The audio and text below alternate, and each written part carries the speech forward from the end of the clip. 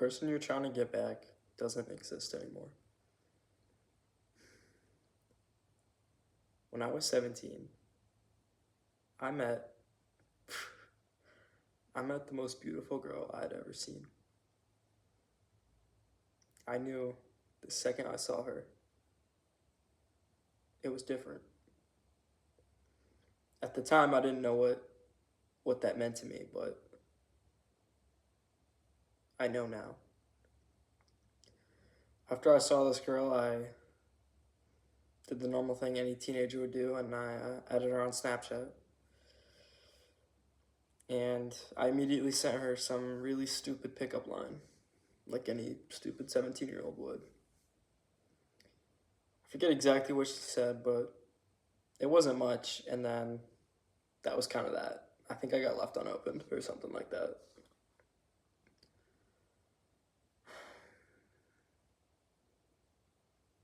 About a month later, she reaches out to me and says, "Hey, I thought about whatever you said, and I was looking back at it, and it made me laugh. And I wanted you to know I didn't leave you unopened. I was traveling in Europe for a month, and I didn't have any cell service. This surprised me. I didn't really know what to make of it. It really caught me off guard."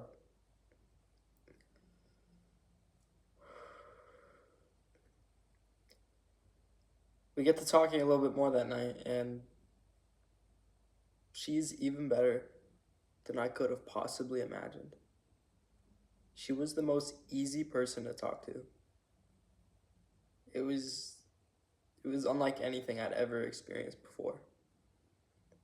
And she liked me too. It was awesome. The only problem with it was we lived a state apart, which may sound completely like, why would you even be talking to this girl? But I didn't even care. And apparently neither did she. About 2 weeks on and off, we're talking almost every day, and it's just going great.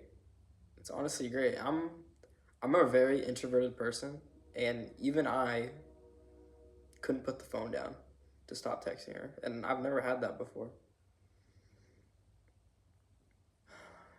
About after those 2 weeks of texting, we get to talking, and I jokingly say, we should hang out sometime. And she hits me with the, "Come over tomorrow. My parents aren't home." When I saw that she texted that, I thought she was like messing with me at first, because like, why would I think like we would actually link when she's like 2 hours away from me? But at the same time, in the back of my mind, I thought to myself, it's kind of a red flag. Like, but I almost didn't even care. I just didn't care. And I even agreed to it. But then something came up, and she couldn't end up doing that. So instead, what ended up happening is she came to my house. It was insane. It caught me so off guard. It was such a welcome surprise. But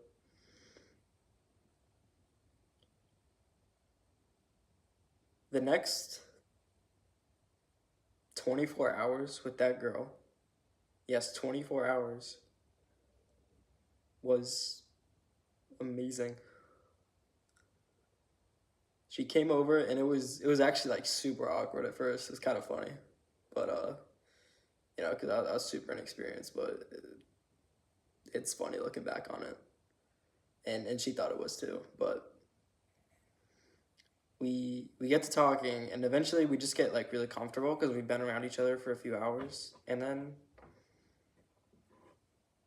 some stuff happens, and I hit her with the, "Okay, I have to go home. It's getting pretty late. Or, how are you gonna get home?" She's like, I don't think I'm going to. Can I stay with you?" I sneak her into my house. This is the first time I've done anything like anything like of this sort, like sneaking around, but the feeling I got from it was unlike anything I've ever felt. Hanging out with that girl was amazing. I just felt like such a different person in such a good way. I felt like my true self around her. She was so much fun, and she brought out the fun in me too, because I can kind of be all serious a lot. But after that night where she slept over, we didn't even do anything. It was just like amazing to me. I felt so safe with her. What followed was we ended up doing this for about the next month. You know, every weekend I'd either go visit her or she'd come visit me, and we'd always do something just crazy. And and I think that's what drew me in fully, even more than before. I'm kind of getting sidetracked here. I'm going into the full story, but flash forward a little bit. I asked her to be my girlfriend. She says yes. And about 2 months later, I'm hanging out with her. We're lying on this blanket, middle of nowhere. And she looks at me and she says, Vin, I've thought about it a lot and I think we should break up.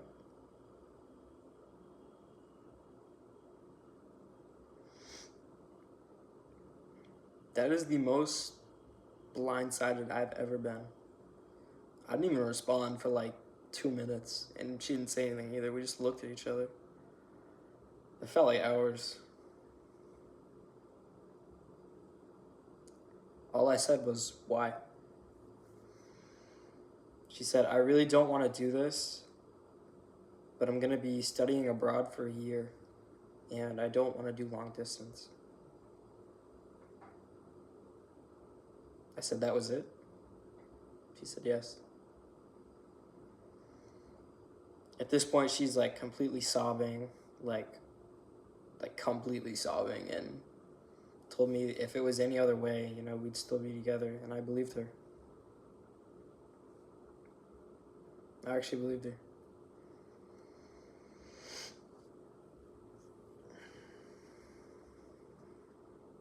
I didn't even cry, bro. I just looked at her and I was like, okay. I got up.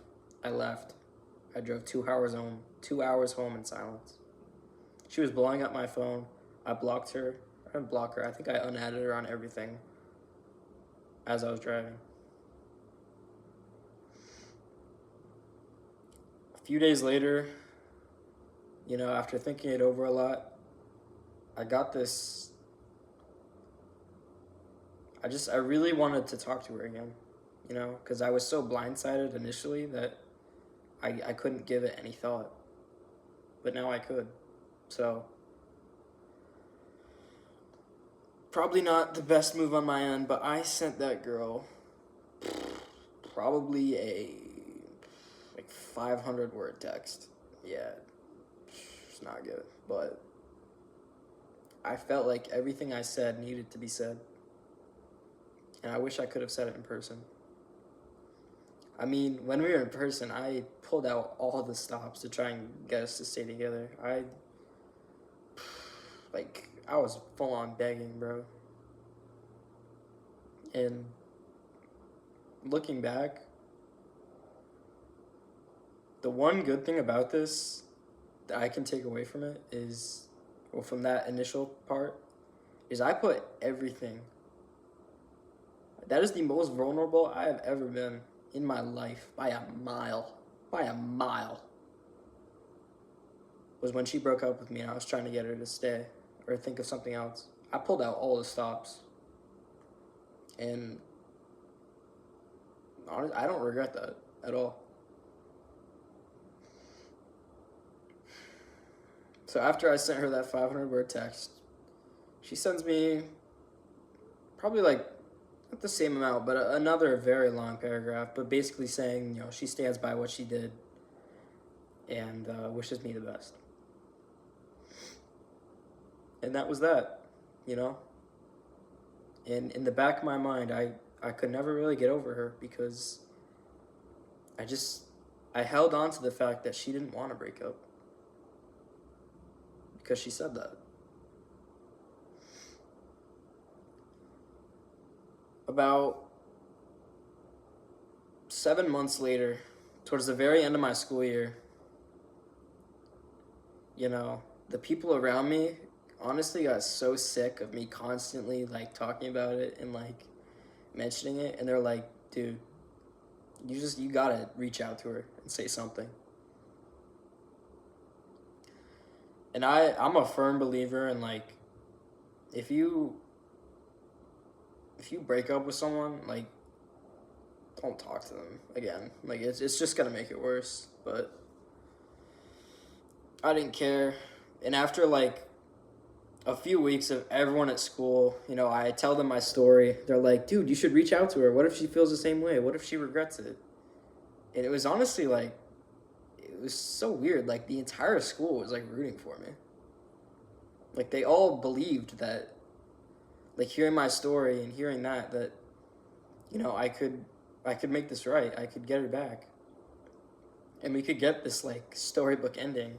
It really felt like that. So I did. I reached out to her. And I think that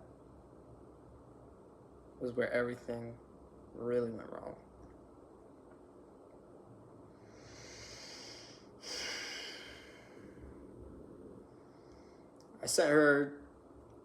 I unblocked her. I sent her a text and it went through. I thought that was a good sign. I sent her something along the lines of, hey, I honestly have not gotten over you. I still think about you almost every day. I miss what we had. I think you're back. You're gonna be like back by now, or coming back soon from studying abroad or whatever. And it really felt like I was gonna get that storybook ending. And I turned my phone on D&D because I was so terrified of what she was gonna say. And for like 3 hours, I saw her message, but I didn't open it. And when I finally did, it was these words exactly. No, thank you. I moved on.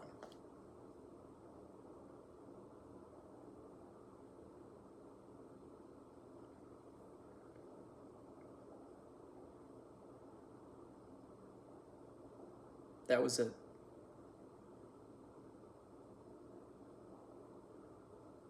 And seeing that made it all come back.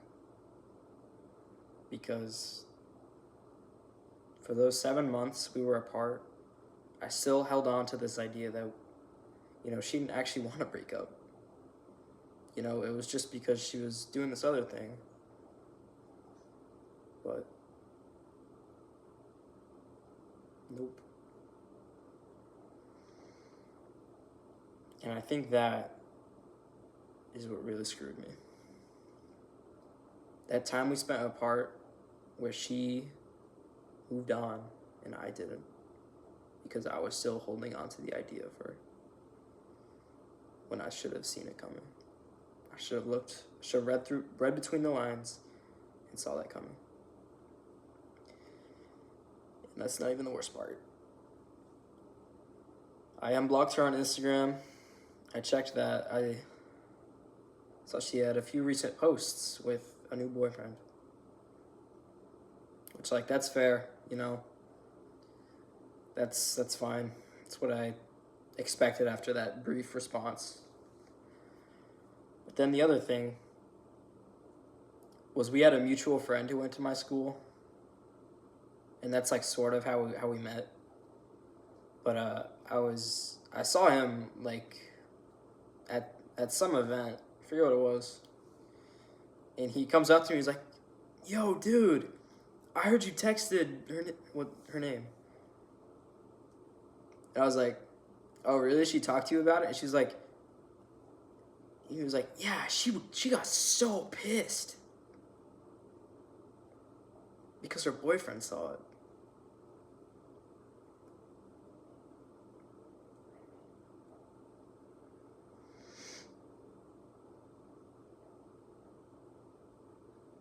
I asked him, "Why do you still talk to her?" He's like, "Oh, we were hooking up for the longest time." And I was like, from what dates? And he mentioned the dates while we were together.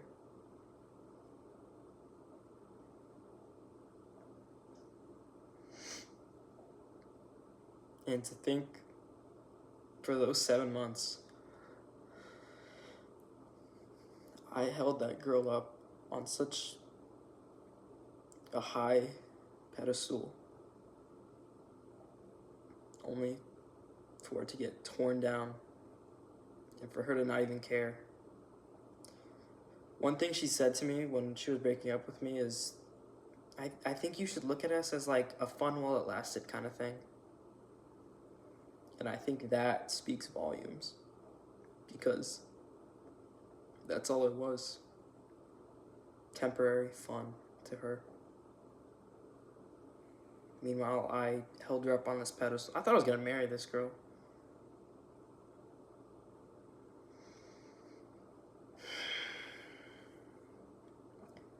I spent so long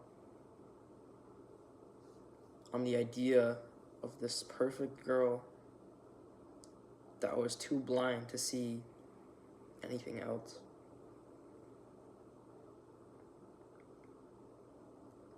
That perfect idea I had of her doesn't exist. And the worst part is, I'm not sure if it ever even did exist.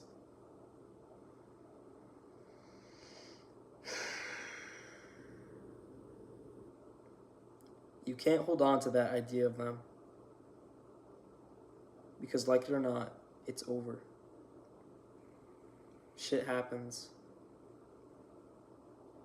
People change. Or people show you who they really are.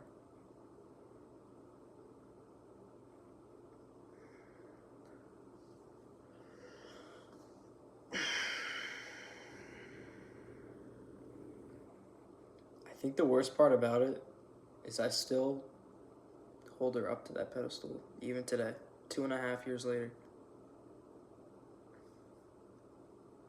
I wish I could sit here and tell you, I found out all the shit she did, and I didn't even care about her anymore just because I was so pissed at her.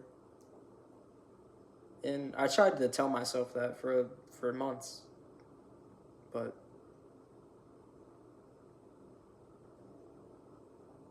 every time I hear her name, I still just see that perfect version of her. And all the memories come flooding back. And I still think about that girl every day. And I think she forgot all about me. And that is the greatest part, because I will never see her ever again. And I still have to live with it while she moves on. Scot-free. All because I couldn't see it. And all because I held on to that version of her that never existed.